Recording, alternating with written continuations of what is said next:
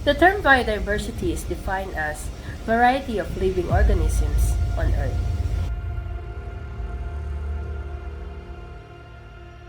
Including both plants and animals.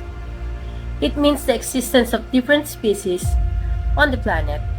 In other words, the contrast of life forms.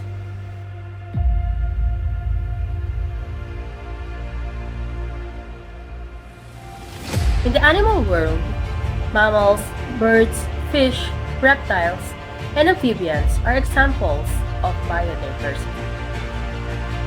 In terms of plants, biodiversity is exemplified by the trees, shrubs, grass, vines, and algae.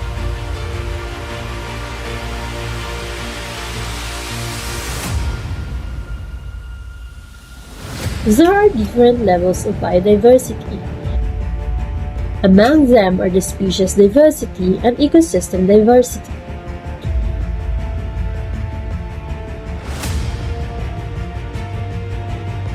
Species diversity is defined as the totality of the different species that are found in a particular place and the abundance of the species that are living there.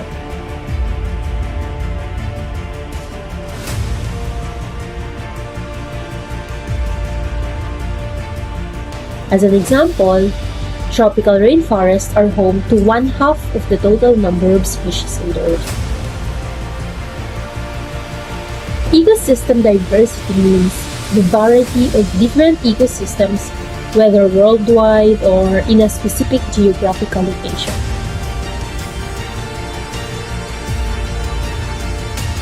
An illustration of ecosystem diversity is the existence of the deserts, grasslands, wetlands, forests, and oceans.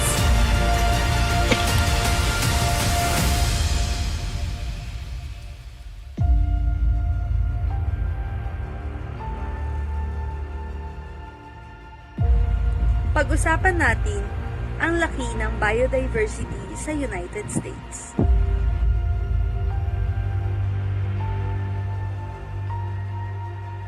Ang United States ay pinagpala sa pagkakaroon ng malawak na biodiversity sa lahat ng rehiyon.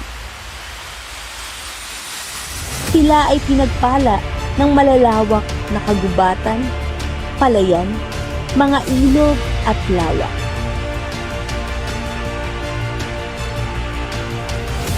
Mayroon rin itong disyerto. Lahat ng ito ay tahanan ng iba't ibang uri ng mga hayop at mga halaman na tiyak na nakakatulong sa pamumuhay ng mga taong naninirahan dito.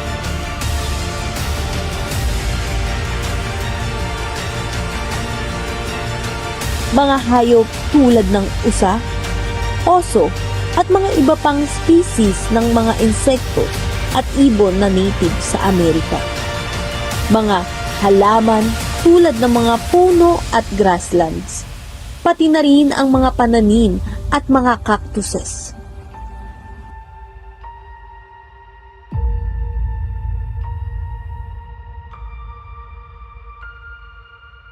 Ang dami ng mga puno at halaman sa Amerika ay nakakatulong sa pag-alis ng carbon dioxide sa hangin at pinapalitan ito ng oxygen na patuloy na nagpapababa ng epekto ng global warming. Ang mga puno at halaman ay ginagamit rin para sa mga gamot at iba pang gamit tulad ng rayon, glue, at turpentine.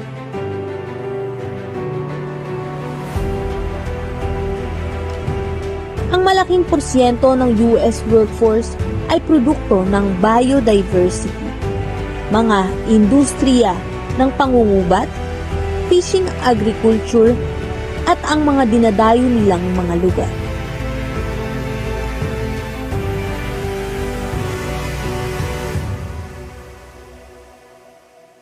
Ang Amazon ay tahanan ng napakaraming hayop at mga uri ng halaman.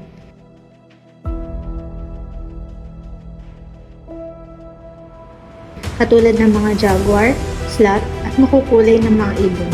na umaasa sa kagubatan para sa kanilang pagkain at kanilang tahanan. Tumutulong rin ito sa pagbibigay ng mga halamang gamot at kagamitan para sa pang-araw-araw na gawain. Ngunit, katulad ng ibang mga bansa, ito ay nanganganib dahil sa deforestation para sa agrikultura.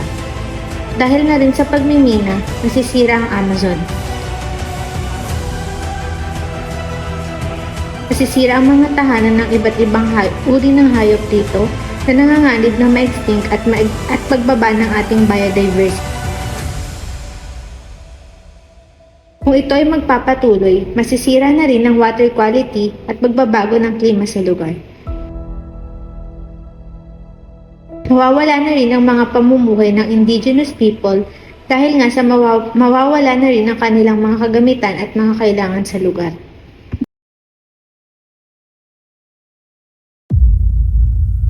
Ang biodiversity naman ng Japan ay mayaman at malawak dahil sa mga coral reefs, kagubatan, at mga kakaibang uri ng animal species.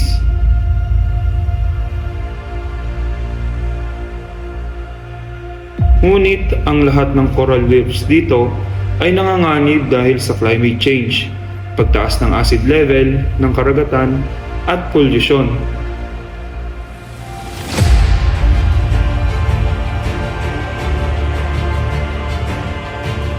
Ang mga coral reefs na ito ay nakakapagbigay ng mga bahay para sa mga marine species at pumoprotekta sa mga coastline sa erosion.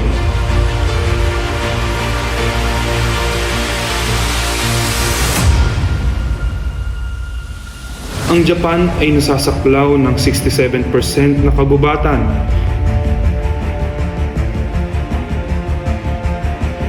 Ito ay importante dahil sa carbon sequestration, water regulation, at tulong sa pagtayo ng mga kabahayan. Ngunit nang dahil sa deforestation at mga ibang invasive species na mga hayop, ito ay nanganganib tulad ng Japanese macaque at Iromode cat ay parehong nanganganib dahil sa mga kadahilanan na ito. Kung ang biodiversity ng Japan ay hindi maaayos, ang mga magiging epekto nito ay malubha. Ang pagbawas ng coral reefs ay mahahantong sa pagkonti o pagkawala ng marine species at coastal vulnerability. At ang pagkasira ng kagubatan ay hahantong sa climate change at pagbaba ng kalidad ng mga maiinom na tubig. Masisira din ang mga tinitirhan ng mga hayop at ang tuluyang pagkawala ng mga species.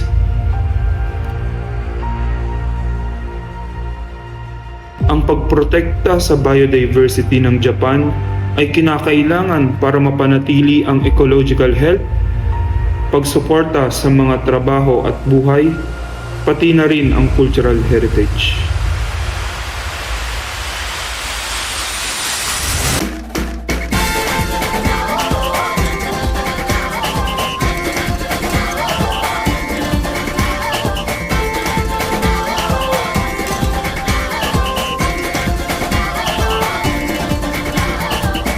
Ang Pilipinas ay isang arkipelago na binubuo ng halos 7,000 na mga isla. Kinikilala ng buong mundo dahil sa malawak nitong biodiversity. Ang biodiversity ng Pilipinas ay kinakailangan para ipagpatuloy na suportahan ang ating economic activity, pati na rin ang mga tradisyon ng ating kultura. Ngunit, ito rin ay nanganganib dahil sa pagbabago na nagagawa natin mga tao.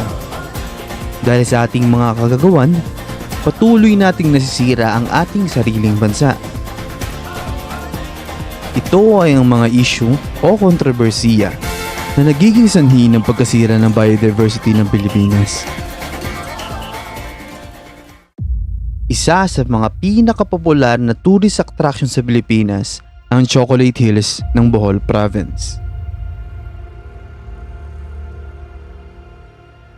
Na umaabot sa halos 1,776 ang mga hills na ito sa loob ng 50 square kilometers.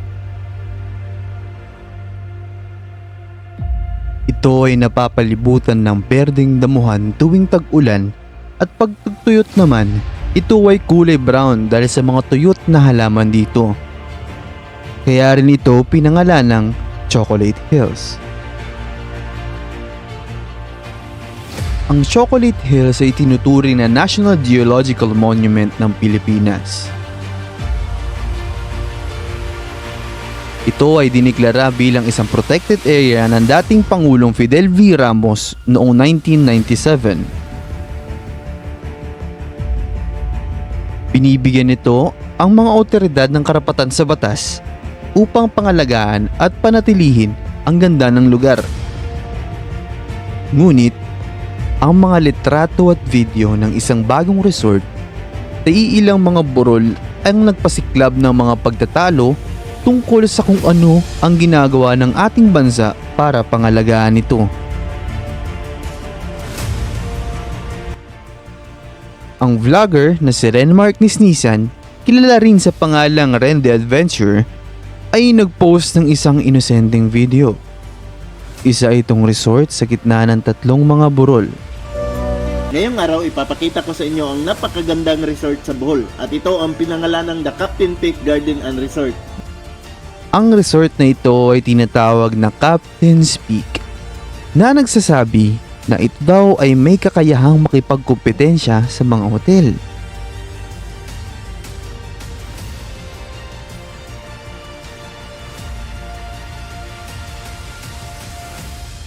Ito ay pinagmulan ng galit dahil pinapakita nito na nahihirapan na naman tayong mga Pilipino na ibalanse ang turismo at ang pagpapahalaga sa ating mga natural wonders.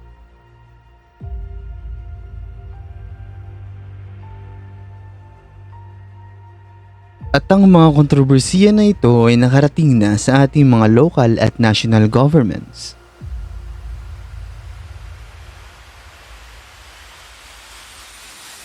Sabi ni Deputy Major Leader Erwin Tulfo, ito raw ay isang pang-aabuso sa ating natural resources. Tinatanong rin niya kung paano ba ito na-aproba sa lugar na dapat nating pinoprotektahan. Hindi po nagustuhan po ng liderato yon. Kasi number one, yun po ay diniklara ng national heritage. Kahit ano po mong palusot, nung daldal po ng daldal sa social media, yung kanilang manager doon, si Miss Sablay ba yun? Sino ba yung pangalan nun? Sablay, Sablay o Sablan. Eh sinasabi niya, hindi naman daw nila ginalaw yung Chocolate Hills. The mere fact na nandoon ka, tinignan ko nga, hindi nga nila ginalaw, nasa gitna sila ng dalawang hill. Sinira ho nila yung view.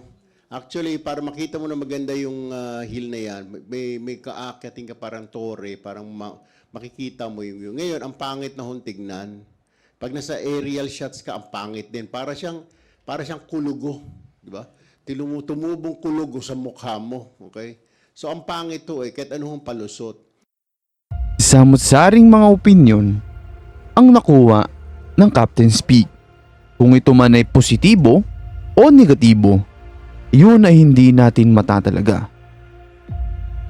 Ikaw, sa tingin mo, karapat-dapat ba talaga tayo magtayo ng resort sa pinapahalagahan nating lugar?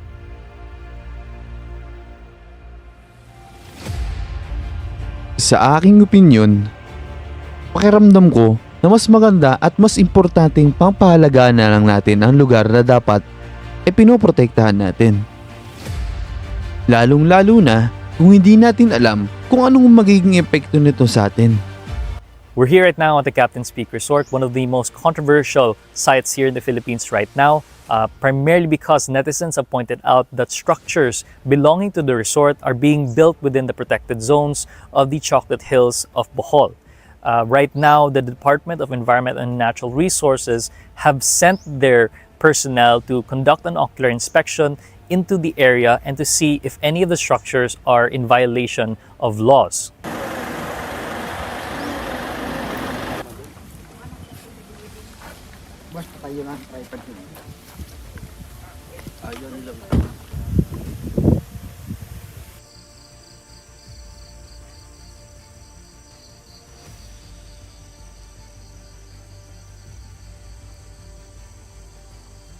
Sa isang social media post, ang Captain's Peak ay nag-anunsyo ng kanilang pagsasara at pagtigil sa pag-opera para na rin sa preservation efforts.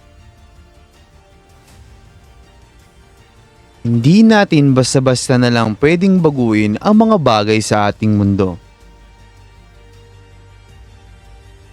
Dahil na rin, ito ay may epekto sa ating environment, pati na rin sa mga hayop na naninirahan dito. Ano nga ba ang mga beaches? Ito ay binubuo ng buhangin, bato, algae, at iba pang maliliit na bato. Tulad ng sa Manila Bay. Dati ang beach na ito ay napapaligiran ng itim at mabatong buhangin. Ngunit ito ay binago ng isang proyekto ng DENR. Ang buong proyekto ay may budget na nagkakahalaga ng 23 billion pesos at nagsimula noong 2019. Ang proyekto na to ay pinagmula ng iba't iba at halo-halong positibo o negatibong opinyon ng citizens. So, ibig sabihin doon, yung tubig dyan ay malinaw na, yung hangin dyan ay simoy dagat na, at ganoon na siya kalinis. Yun na lang talaga na maging swimmable siya. Kailangan na lamang mapababa ang coliform level o antas ng dumi ng tubig sa Dolomite Beach bago payagang makaligo ang publiko. Ayon sa Executive Director ng Manila Bay Coordinating Office na si Jacob Maimban, mula sa millions ay bumaba na lamang ito sa 1,800 most probable number o MPN per 100 milliliter. Bago maging swimmable ang tubig ay dapat na bumaba ito sa 100 MPN. Ayon kay Director Maimban, naglaan ang gobyerno ng 500 milyong pisong pondo para sa pagtatayo ng karagdagang sewerage treatment plant na lilinis sa tubig mula sa mga estero sa Metro Manila. Pag natapos yung sinasabi ko, yung tatlong outfall, at na-upgrade yung STP dyan, medyo positive kami na itong administrasyon bago magtapos ay maging swimmable yung itong Biwok area na ito. Ibang lugar ng Manila Bay kasi 190 kilometers yan, yung coastline. Mula sa Cavite ay buhay pa yung mga lugar dyan hanggang sa Bataan. Yung biologically dead dati dyan na sinasabi, ito yung Biwok area na buhay na ngayon. Ngunit ano nga ba ang positibong naidudulot nito sa ating bansa?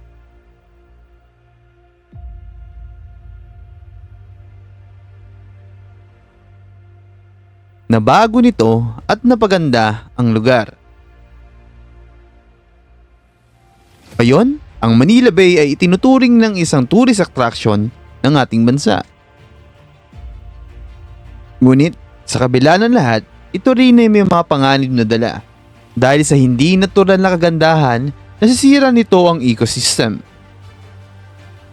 At sa pagtagal ng panahon, ang mga puting buhangin na nilagay ng DENR ay mawawala rin. Maraming negatibong epekto. Ngunit ngayon, ito ay isang magandang tanawin dito sa ating bansa. Dahil sa patuloy na pag-init ng panahon at temperatura natin dito sa Pilipinas, tayong mga Pilipino ay patuloy na naghahanap ng lunas upang malamigan. Pagbili ng yelo, pag-inom ng tubig, paliligo ng paulit-ulit upang maibsan ang init.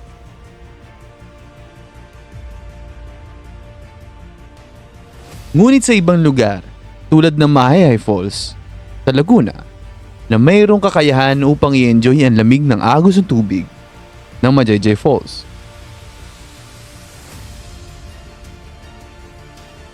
Ang Majayjay Falls ay kilala bilang isang tourist attraction. Sa lamig ng tubig kahit anumang oras mo gustuhin sumausaw sa tubig. At napakagandang tanawin at nagagandahang mga uri na insekto sa lugar na ito.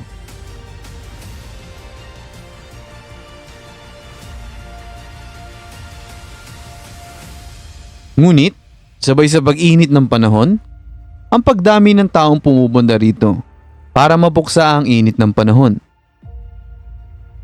Ayon sa isang Facebook post, sa tindi ng init, lahat ng tao pumunta na ng Majayjay Falls.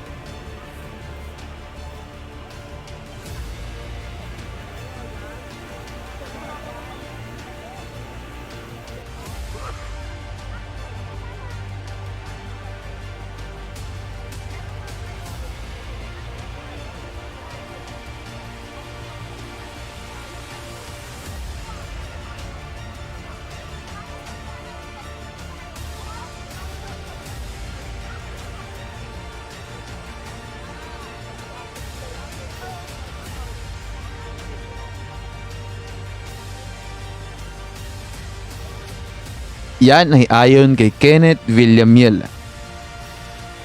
Ayon naman sa isang video na pinost ni Alex M, tao na may konting ilog.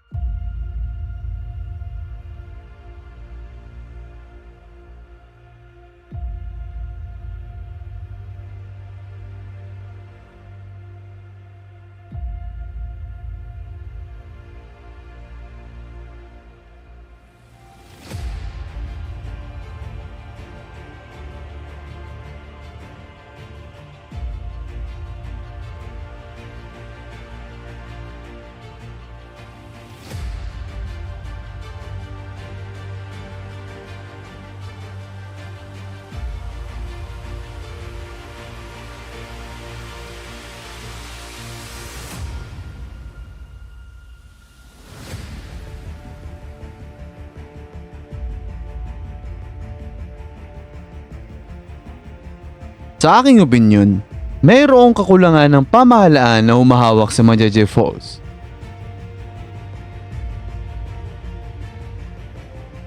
Dahil na rin sa sobrang daming tao na hinayaan mong pumasok rito, ito ay mapanganib para sa ecosystem ng lugar. Dahil sa dami ng tao dito, hindi mo makokontrol ang dami ng basura at iba pang paninira na nagaganap rito.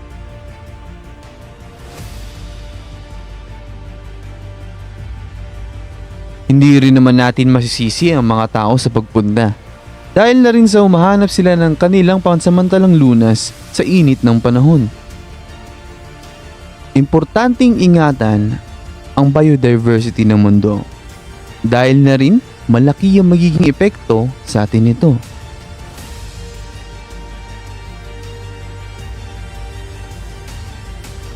Sa isang hayop na ma-extinct, nasisira ang tinatawag nating natural order, nasisira rin ang food chain na lubha pang maaapektuhan ng iba pang mga hayop.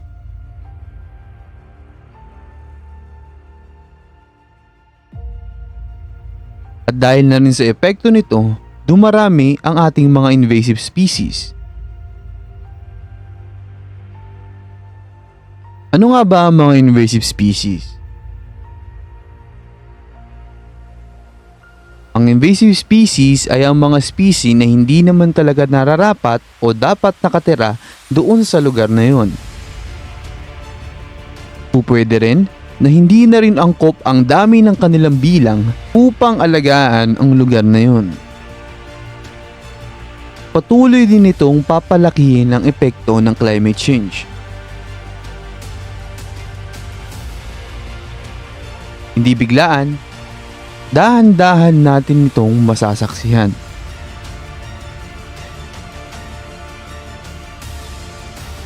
Pero paano nga ba tayo makakatulong? Paano natin maiibsan ang pagkasira? Yan siguro ang mga tanong sa utak nyo ngayon.